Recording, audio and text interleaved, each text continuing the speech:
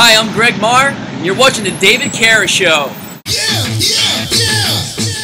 Renaissance man. I'm a Renaissance man, super art like Superman, flying like I'm Peter Pan, see my people and we never land. What's up and welcome to the David Carus Show. I'm David Carus. I've got a great show lined up for you, and I want to get it started with an innovator, an incredible inventor, Nikola Tesla. He was born in 1856 in what's modern-day Croatia. In his early teens, he was able to solve complex calculus problems in his head, which caused lots of his teachers to think that he was cheating. Now, he finished school ahead of time, and his dad wanted him to go into the priesthood, but he didn't want to do that. He wanted to become an engineer. In 1881, he got a job in Budapest working for a telegraph company and was soon made chief electrician. 2 years later, he was on a ship moving to America, and somebody stole his money, his ticket, and a lot of his luggage, and he was left with only about 4 cents in his pocket, a letter of recommendation, and some poems. That letter of recommendation landed him a job working with Thomas Edison, where he quickly rose up the ranks and worked on bigger and bigger electrical and mechanical projects. He was given the task of redesigning one of Edison's inefficient motors, and supposedly Edison offered him $50,000 if he could do it. Tesla came through, and when he came to collect, Edison laughed him off and just offered him a $10 raise. So Tesla got upset and he left. In 1886, at the age of 30, Tesla decided to start his own company, Tesla Electrical Light and Manufacturing. He quickly had lots of investors, but they didn't see eye to eye with him, and they left him broke and penniless. He had to get a job digging ditches for $2 a day. It wasn't long before he had a new company with new investors and was able to develop one of his greatest achievements, his AC or alternating current motor, which he was awarded the patent for in 1888. This got the attention of businessman George Westinghouse, who immediately struck a deal with Tesla for use of his invention. Worried of losing business to Westinghouse and Tesla, Edison began a smear campaign and began public executions of animals, suggesting that alternating current was dangerous. This campaign by Edison also led to the invention of the electric chair.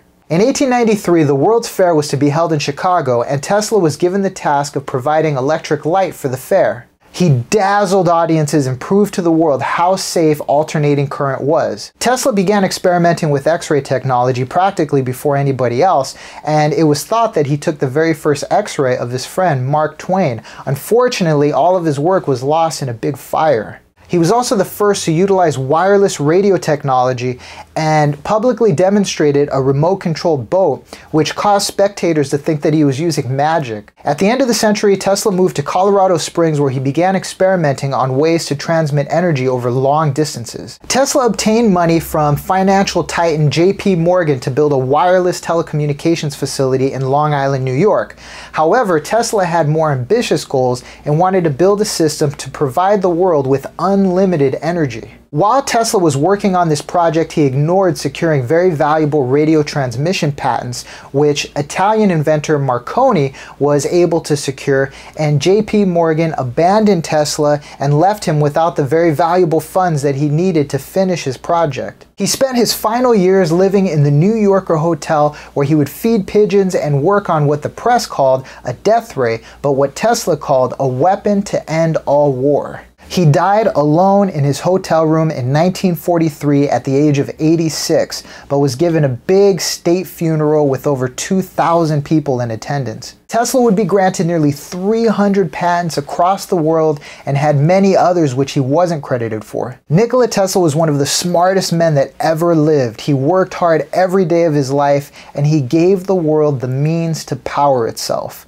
He lived an incredible life. Okay, it's time for movies, and I have one that some people consider the greatest movie of all time, The Godfather. It came out in 1972, and it was based on a novel written by Mario Puzo. The studio wanted an Italian director, but they also wanted to save on production costs. So they turned to an unknown director named Francis Ford Coppola, who took the job on the recommendation of his friend George Lucas. He was almost fired several times because the studio wasn't confident in their choice of the young director, and they felt that he would run over budget and take too long making the film. They didn't like his casting choices, they didn't like the way he was filming. Coppola considered the entire entire experience a nightmare and he worried if he'd ever work in Hollywood again. They wanted Robert Redford to play Michael Corleone, and Coppola insisted on Al Pacino, a relatively unknown actor. Coppola wanted Marlon Brando for the role of the Godfather. The studio wanted Ernest Borgnine. The director pleaded to get Marlon Brando, and in doing so had to take a big pay cut and make a lot of compromises to the studio. The film itself is a story of the Corleone crime family and what leads Michael Corleone to take over as head of the family. There had been lots of gangster movies before The Godfather, but for the first time audiences were given the gangster's perspective. When it was all said and done, Coppola finished the film ahead of production schedule, and it went on to become the highest grossing picture of the entire year and won Best Picture at the Academy Awards. The American Film Institute lists The Godfather as the #2 movie of all time, and many others listed at the top of their lists. Stanley Kubrick said it was possibly the greatest film ever made and without a doubt had the best cast. For a guy that was doing everything wrong in the studio's eyes, Francis Ford Coppola got a heck of a lot right. He risked his entire career making a movie the way that he envisioned, not the way others did. And because of that, he gave us all a masterpiece. Okay, it's time for books, and I have an American classic, To Kill a Mockingbird.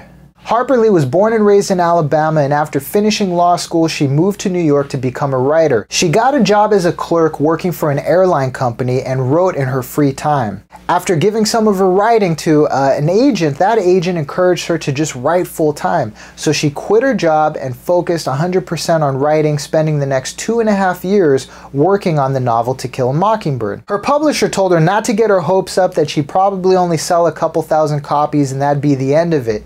She hoped that the critics weren't going to be too hard on her and that she'd get somebody to encourage her to just keep on writing. The book found an audience, and by the end of the first year in printing had been translated into 10 languages.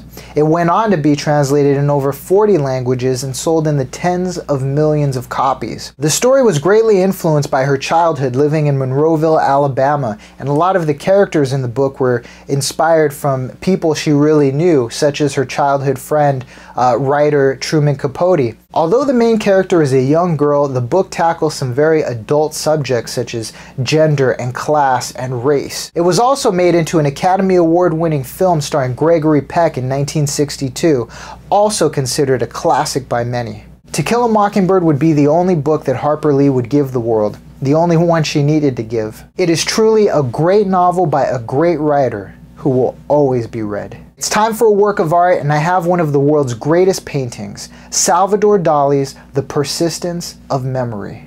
Done in 1931, it was an example of the Surrealist movement, a revolutionary movement which sought to break down the barriers of reality. Widely considered to be one of the biggest paintings of all time, it's ironically only 13 by 9.5 inches in size. The painting shows several melting pocket watches, one laying over an exaggerated face, and several ants eating into metal, all in a barren landscape with the sun in the background. Now, there are a ton of interpretations of what Salvador Dali was trying to say with this painting. Some say he was inspired by Albert Einstein's theory of relativity.